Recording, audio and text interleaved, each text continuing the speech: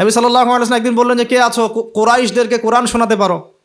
তারা তো কোরআন শুনতেই চায় না, কোরআন বললেই কানে আঙ্গুল ঢুকায় দেয়। হ্যাঁ, কোরআন বললেই তারা কাপড় দিয়ে মাথা আবৃত করে, এগুলো কোরআনে আছে কিন্তু।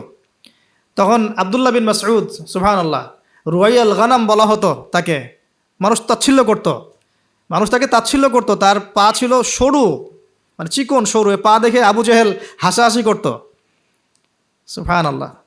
আর ওই পায়ের নিচেই আবু জেহেলের মৌত আল্লাহ লিখেছিলেন, সুবহানাল্লাহ। ওই পা দিয়ে তার আবু জেহেলের বুকের উপর পাড়া দিয়ে তিনি তাকে গর্দান কেটেছেন বদরের মাঠে। খালি 13 বছরের ব্যবধান, সময়ের ব্যবধান, খালি জাস্ট টাইম টক্স, মানে সময় কথা বলে, কথা বলে না, সময় কথা বলে। এই আব্দুল্লাহ বিন মাসউদ রাদিয়াল্লাহু আনহুর পায়ের তলেই আবু জেহেল আবার মারা গেছে।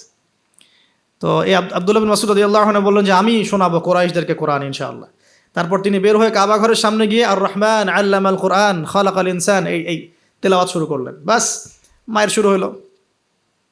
এখন যদি আপনি বের হয়ে সবার সামনে বলেন আল্লাহর হুকুম ছাড়া কোনো হুকুম নাই, ইনিল হুকমু ইল্লা লিল্লাহ, আল্লাহর হুকুম ছাড়া কোনো হুকুম নাই, ওয়া মান লাম ইয়াহকুম বিমা আনজালাল্লাহ ফাউলাইকা হুমুল কাফিরুন, মায়ের একটা মাটিতে পড়বে?